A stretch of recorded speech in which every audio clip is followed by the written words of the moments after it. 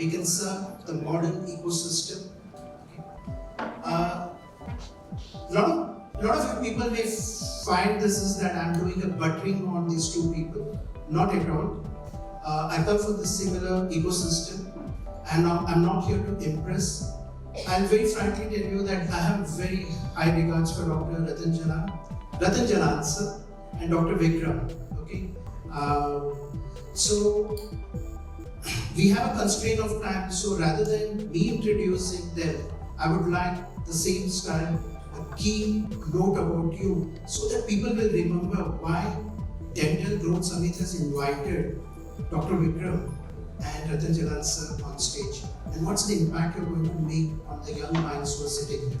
So Vishy, it's very difficult to introduce yourself, but I'll just say this. I probably started a dental practice when I was not ready. I ran it for 6 years. More than running the practice ran me. At some stage, I wanted to do more. I went into management consulting post my MBA. I'm probably the guy who knows how to not to run a practice, more than how to run a practice. Because I made so many mistakes those days, and they were very interesting times. Now, I went into management consulting, worked with some of the largest firms. Till recently, I was the head of healthcare for Deloitte for South Asia.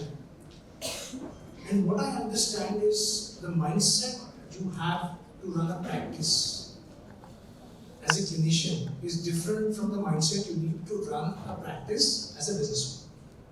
And that's what we are hoping to discuss. Good afternoon, everyone. Can you hear me? So I sat through 2 sessions, and the joke used to be, what is the difference between God and a cardiac surgeon? Any idea? So at least God doesn't think he's a cardiac surgeon. Now, after having attended the earlier 2 sessions, including what Dr. Grace spoke about, who is a cardiac surgeon, if I were to paraphrase the same joke, what is the difference between a dentist and a cardiac surgeon? At least the cardiac surgeon doesn't think he's a dentist. Because somewhere the sense you get is that it all starts and ends with the dentist or a dental surgeon. But on a little more serious note, I'm not a doctor, I'm not a dentist, and I'm a very poor patient. So the question is, what am I doing here? And I think of myself honestly as a student of healthcare, as a student of management, as a student of life in general. So I'm here, and I think what I would try to do for the next 25-30 minutes is share my knowledge or share my ignorance. And the only thing which strikes me or comes to my mind when you talk about dentistry or dental sciences, there's a book called Gulp, and it's been written by a lady called Mary Ghosh. And the book is about the journey of food from mouth to wherever. The whole, what do you call it, alimentary canal or something. I'm not a doctor, so I may not be saying it the right way. And there is something I remember in that book very, very vividly. And she says that there have been occasions when people are willing to give up. So people who have certain complicated medical conditions, and the choice is, if you want to eat food, then you'll have to give up your ability to speak. Surgical procedure, etc. And she actually talks in the book that you find more and more people who are willing to give up that for the ability to eat food. So why I'm saying that is that we all know, even otherwise, how important it is. I mean, life somewhere seems to be all about food or eating food and stuff like that. And if we plays a much more than I'm just saying sheer extrapolation, dentistry, or even other reasons is important.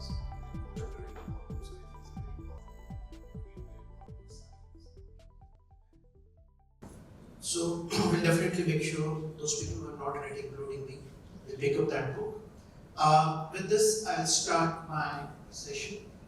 Dr. Vikram, since you ended with a word called mindset, okay, my question to you is that many clinicians underprice their time with and overextended themselves. Okay? And we must change how the dentists view the leadership and money. You've been into, you wear a shoe as a dentist, you have been a CEO of your own center, and you led a large top 4 strategic enterprises. So my question is that many clinicians underprice their time and overextended themselves. And I would like your view in terms of the CEO mindset which is required. No, I agree with you. Why clinicians? Most startup founders do this. CEOs of large enterprises do this. And if I have to break it down, you will have to break it down into something like first principles, right? And first principle is the art of just breaking something down into essential questions being answered. So let me take this in the context of a dental clinic. So if I am the CEO of a dental clinic, I am only looking at 3 numbers. And these numbers are important. I request those of you who are just starting out your practices to write it down. Those who are already established practices, they are familiar with this. The first number is gross margin or margin. How much margin should you be operating at? Right? I would say 25 to 30% is a good number to aim at as a solo dentist or a 2-chair dentist. I'm talking about say 1200 to 1800 square feet dental practice with 2 chairs. That should be your margin. Second number that comes immediately is utilization culture. So you should aim at least 70% utilization culture. Minimum. That should be your bare minimum. And number 3 metric, which is often lost in everything, is patient retention. You should have 60% patient retention. I'm talking purely from a dental practice. Now, if I were the CEO of a dental practice, if I had ever chance to do it all over again, these are the only 3 matrices I look at, and everything else will be built to meet those matrices. So the idea is, as a clinician, hearts of hearts, and I know there are enough doctor jokes going around, no doctor wants the patient not to get well. They want the patient to get well. As a doctor, the last thing you want to see is the same patient for the same problem. Hearts of hearts. Every doctor feels that. While this is an excellent clinical metric, but when you wear the business hat, the metric is the 3 ones I've said. And everything you need to do, whether it's investing in technology, or we have, I think he's a brilliant guy, Shanmugh. He talked about nanotechnology and stuff like that, and I know the PE firm that's invested in his company, or the good cardiologist who gave us the 20,000 square feet, 40,000. I didn't get that joke, but these are decisions that should come to support those 3 metrics, not before. What technology I use? How many people I need? Do I need CBCT? All has to support those 3 metrics. And that is a big mindset shift for a lot of people. And there are a lot of these, one of the things you do in first principles is question common assumptions. Like Dr. Samantha said that doctors don't like technology. No. Have you ever been to the operating theatre as a common man and tried to use that tech? You can't. It is very complicated. And in words of Da Vinci and using Oris, which is the latest now robot, it's very complex technology. Doctors can use technology. But, and the other thing is doctors are afraid of numbers. You took biology because you were afraid of maths. Hello, every medical entrance has physics, numericals to solve. So it's not like we are afraid of maths. But these numbers as a businessman are very important. So as a business owner, you have to focus on these 3 numbers. And then you subsequently make the decisions. Show me the money. See, it's not about money, right? What do we want? We want that investments which we are making should deliver the right result. And money is a byproduct of it. See, you will make money. All of us make money doing what we're doing. But if you want to run a practice, then it's fine. But if you want to run a successful practice, then it is a question of where are you focusing and which are the metrics you want to track. As a CEO, those are the three important metrics I think. So, Mr. Jalan, this is a reality check question. India produces over thousands of dental doctors every year. Very fraction of the businesses are profitable. Okay, and what are the core structural issues according to you with respect to pricing, competition, or mindset? Since you have been successfully set up the chains of Apollo, okay, comparing with from a healthcare to the dental part. So my question is, what are the core structural issues according to you? Is it to do with the pricing? Is it to do with the competition? Is it to do with the mindset which we were discussing before? So, before I answer your question, let me just carry forward what Dr. Vikram said to the question about as the owner of a within quotes, let's say small dental practice, how you look at life. And what he said is very nice, that you just need to simplify the business in terms of 2 or 3 parameters. Don't overcomplicate it. And I think that's something you need to watch out for. Very absolutely right. The other thing I think where we make a mistake, okay, as the owner of a business, small or large, there's a lady called Professor Rama Bijapurkar, and she would be one of the, let's say, most respected marketing veterans in the country. She's also a professor at Ahmedabad.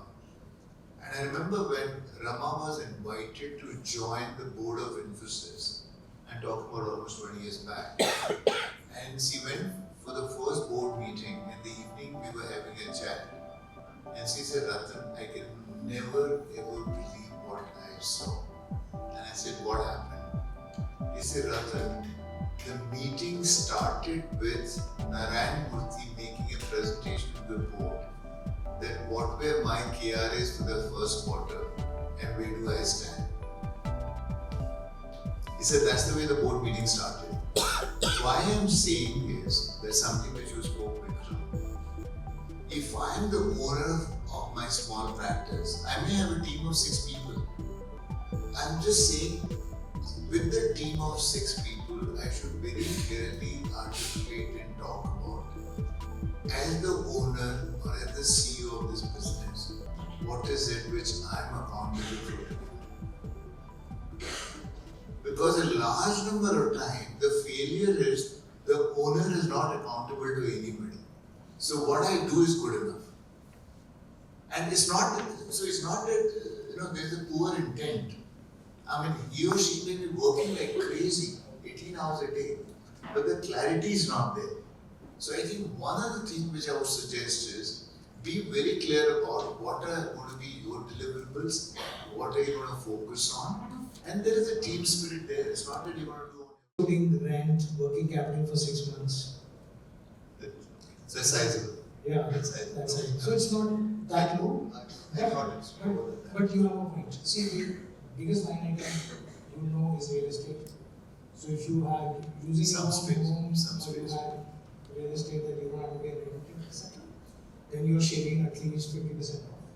So that comes down to around 17 million, which includes the equipment, the investments in working capital for 6 months, and all your OPEX. So that's fine. We'll get a deep dive later because I'm sitting in this just thinking how much I was thinking. I used to have 5-6 months. So I stand corrected. So I'm just saying it may not be 5-6. If you want to be economical, maybe 25 or 20. But I get the point. The question is what you asked me: why do people fail, or what does it take to succeed? I think 2 things. One is that you need to be very clear about who is your target segment. Okay. So I'm just saying, obviously, somebody with problem, honestly, even if you talk about prescriptive dentistry, preventive dentistry, you don't want to etc., etc. But more importantly, I would say the income growth. Are you actually focusing on middle class? Are you focusing on the, let's say, little more affluent? Are you focusing on the real rich? Or are you focusing on the below middle class?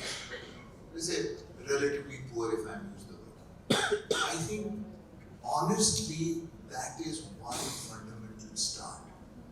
I mean, it's ironical. See, when you talk about hospital and healthcare for that matter, I mean, Apollo's and Max and any other hospital of the world, you'll have a presidential suite and you'll have a general ward for the Ayushman Bharat patient.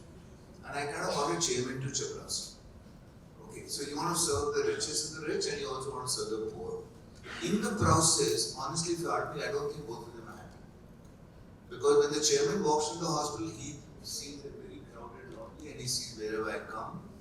And when the chaprasi or the poor guy walks into the hospital, he sees somebody getting down from a fancy car.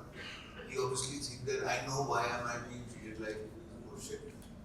So what I'm just saying is be very clear about who do you want to focus on, because the way you design the kind of people you have is very crucial. See, the rich people will expect something very different, okay? And the poor people, and I think it's also a myth for us to believe that poor people don't generate profit from money.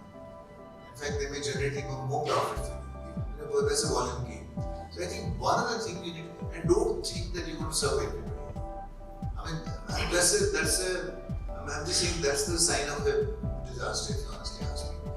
And who do you want to serve, okay, or focus on, who is your core target audience, is going to be a function of the location. And so depending on where are you located, you need to be very clear about who are you going to serve. One, that will decide your pricing strategy, that will decide your design, that will decide your service strategy and everything else. So large number of times I think where we go wrong is the segmentation and also differentiation. So in a very nutshell, what I understood is Dr. Vikram and Mr. Jalan saying is that we need to build a mindset from a chair-based mindset to a business-based one with a very clear patient segmentation, service mix, and pricing strategy. So unfortunately, what I have seen is in my practice, people don't value segmentation. People don't believe in research. Okay, that ends up the problem of majority of the thing. Your service mix goes down, your pricing mix goes down. So when you recommend your clients, bigger hospitals, and what are the key areas which you look in, and where we will be able to afford the top fours and people like those the graduates who are coming out, the dental graduate, what strategy they should adopt in terms of research and how segmentation is important. In a nutshell, is it really important or is it location? Both, any one of you. No, I think it is fundamental. It is fundamental. And it's not about research. You don't have to do, honestly, you don't have to do some great research. Look at it this way, that in this city, if you want to have biryani, you can have biryani in 60 rupees. Okay. And I would say decent biryani. Okay. If you go to ITC or Das Krishna, okay, forget Falakuma Palace, you'll probably end up paying 1500 rupees for the biryani. And I'm just saying that there are people who would go to ITC, pay 1500 and think that they paid the right amount. It's value for money. They don't feel cheated. They go there willingly. They choose to go to ITC for the biryani. And similarly, there are folks who go for the 60 rupee biryani. The 60 rupee biryani doesn't pretend to be the ITC. ITC doesn't pretend to be that. I'm just saying when it is so obvious for something as simple as food, which we consume on a day-to-day basis, that you have different price segments. You have a thali or a meal being offered at 100 rupees, you have a 300, you have a 1000, you have a 3000. And because they're all catering to a certain segment. I'm just saying if it is so obvious and it is happening all around us. in everything. Food, you talk about beauty parlor, you talk about anything like that. I'm just saying, if we can understand that, then why don't we do it in our own practice? And it does not require research. I'm just saying, wherever you are, whichever place you are, you got a clinic or dental practice. All I'm just saying is, look at 4 or 5 kilometers and just walk around and see the vehicles. See the vehicles. If you get a sense of the vehicles in the neighborhood, whether you're talking about 2-wheelers, 4-wheelers, what kind of car, the vehicles will tell you the segment you need to cater. As simple. You don't even have to talk to people. Yeah, that's very correctly said that if you want to do a quick risk takers segment, look at those people who have purchased cars like Micra, Nissan when it came. Okay, so they are that profiling helps you out with a database point of view. So saying that, what I wanted from Mr. Jalan is that the business fails because of not having a proper STP, that's a segmentation and targeting and positioning point of view. And for which, sir, I believe you don't have to go to an MBA institute. That's what's the matter. What would you like to add? Yeah, no, he pretty much said it. See, let's look at some practical aspects. Maximum number of patients will come within a 5 kilometer radius. That is the ballpark figure most hospitals use. Now, the biggest challenge with, I think Ratan said very nicely, is you can't be everything to everybody. So, as a founder, first you have to take a call who are you going to serve. And if you have a location that you want to choose, which you have the luxury of choosing, then you should see the people I'm going to serve, are they prevalent in that region? A good example is, if I'm setting up a dental clinic in high-tech city is demographics is mostly very young developers surrounded by apartments which have younger parents and small kids. That is how I see high-tech city. To do a dental practice, then pedodontics is a great option for me here, right? And somebody will ask, why pedodontics, right? Because in the morning, in the panel, we had an orthodontist, an endodontist, and an implantologist who had 3 different views of AI, 3 different views of technology. And I'll go slightly into the hospital side. So when Rohit MA and Dr. Kishore started Cloud9, a lot of us in the industry thought, why would a birthing center work? But that was a big mistake, actually. That was what the market was looking for. Because people look at birthing as not as a medical condition. It's a time for celebration. So the outlook of that chain is very different. It's very happy, vibrant, younger colors, demographics they have picked perfectly, size they have picked perfectly, they have a template for it. So if I had to do a pedodontic practice in high-tech city, it can't be like any other clinic. It has to be neurally engaging because they're children. The floors have to be different, the lighting has to be different. And 100% it is an upmarket practice. So my question is, today's patient is digital, they are highly demanding, there's a price war. And if you go in a high-tech city, there are a lot of our fellow friends would be there. There are 5-6 clinics in 1 kilometer range itself. 1 kilometer range, okay, in Ayappa Society and other areas which are there. So how can, and these are the people who are representing here, how can these clinics can build trust and value when the patients are doing online shopping or window shopping? What's your, what would be your success mantra? I know that it's not that easy, but you come with a good experience. I'll give you, again, I'll go back to first principles, right?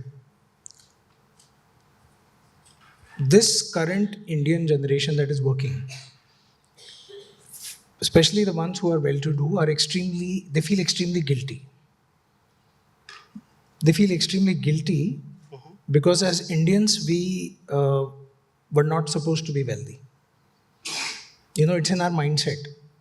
That's why even you see very extremely rich people going to extreme lengths to show that they are just like everybody else, downplaying their style. And one of the ways the guilt shows up is paying for medical services for their parents and their kids. They feel they have abandoned their parents, so they go to any extreme to take care of them. and they feel that they didn't receive the right care, so they'll do anything for their kids. So I'll give you some numbers.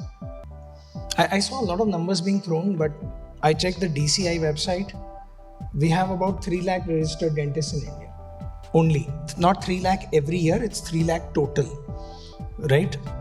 Out of which 80 to 85% run solo practices.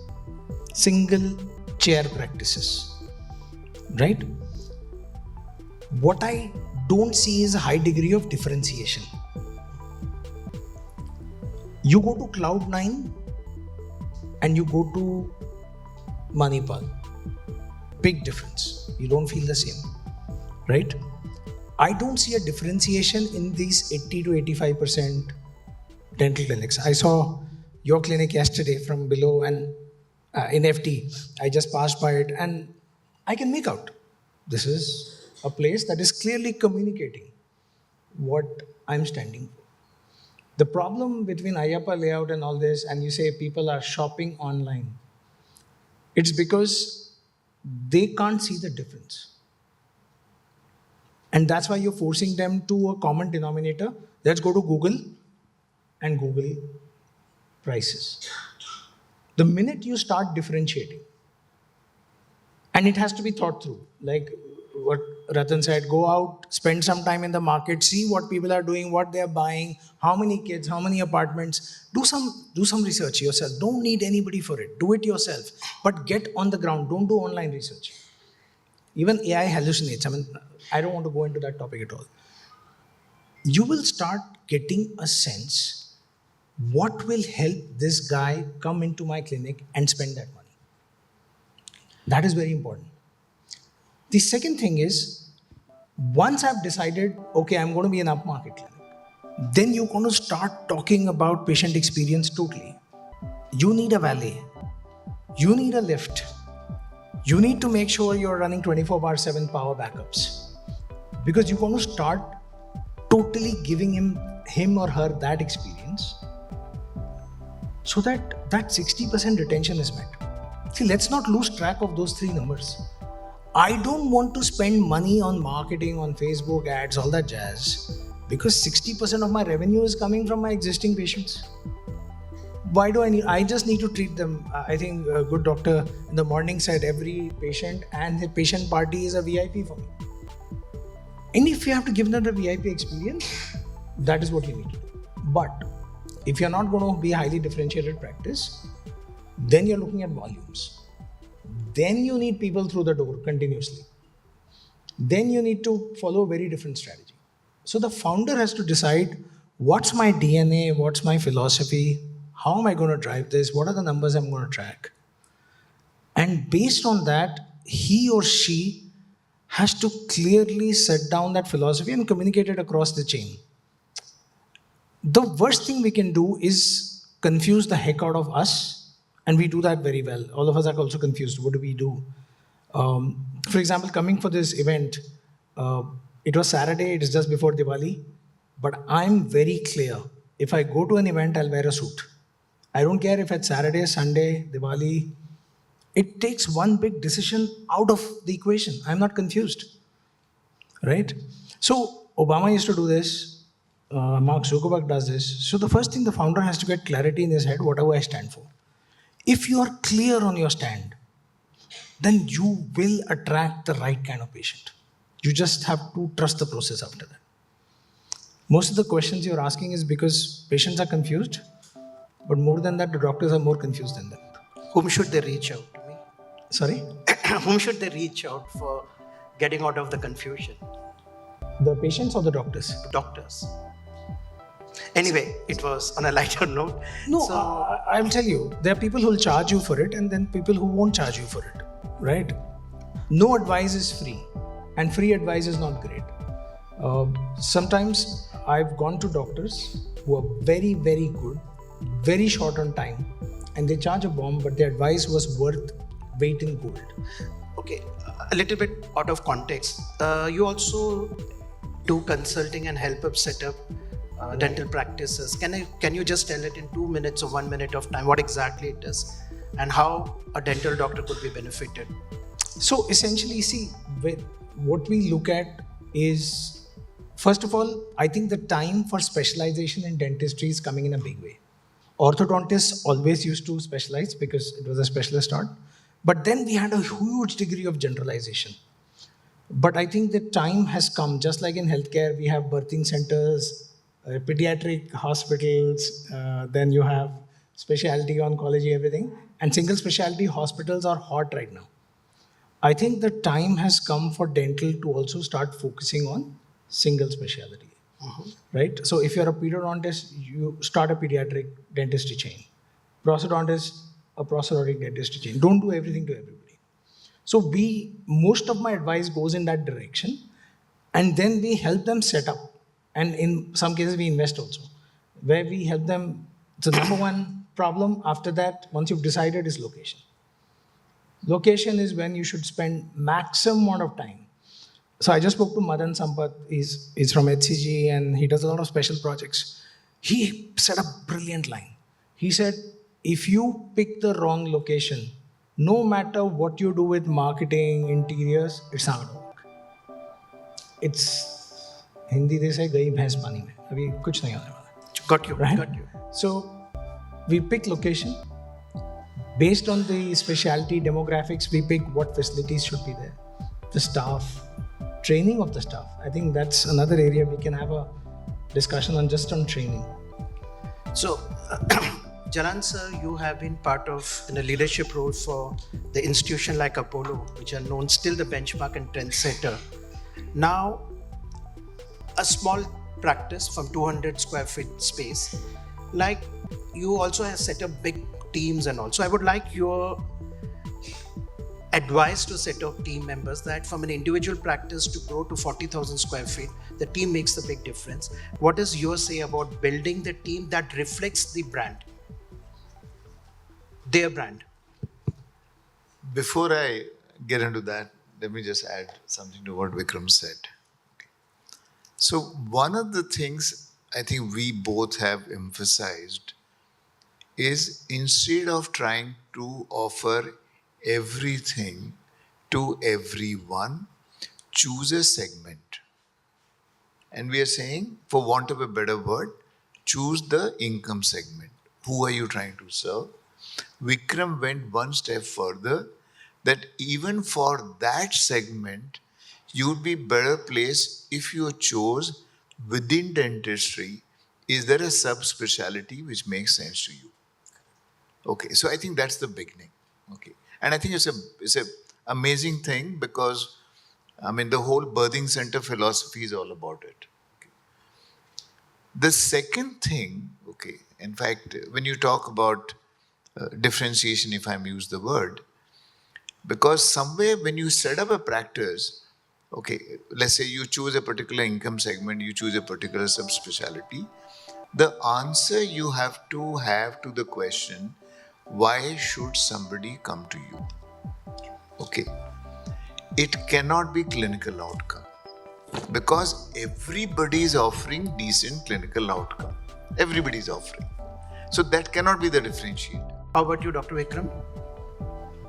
So I'm somebody who's probably learned it the hard way. It's my nature. I learn everything the hard way. I would say if you're starting out, then start small. It's very important to start small so that you have more control. Mark your KRAs, whatever. Is it retention rate? Is it gross margin? Utilization? Measure it diligently. That should be the only mantra for you. And number 3, I think depending on how you want to position yourself, you have to build your brand. It is very, very, very important. As a young entrepreneur, your brand and the clinic's brand will become synonymous initially. So that means you have to be extremely careful of what you share on social media, what you communicate on Facebook. You have to continuously build that persona. After a while, if you're fairly successful, then you can do the crazy things that most founders do, right? And it's also another form of marketing. But as a dentist, I would always recommend to go very conservative with your brand building. And remember that people are watching you. Crowd is always watching. Nothing digital can ever be erased. Just remember that. And I was right at the center of it. There is always a digital impression of whatever you've said. It's always out there. It never really goes away.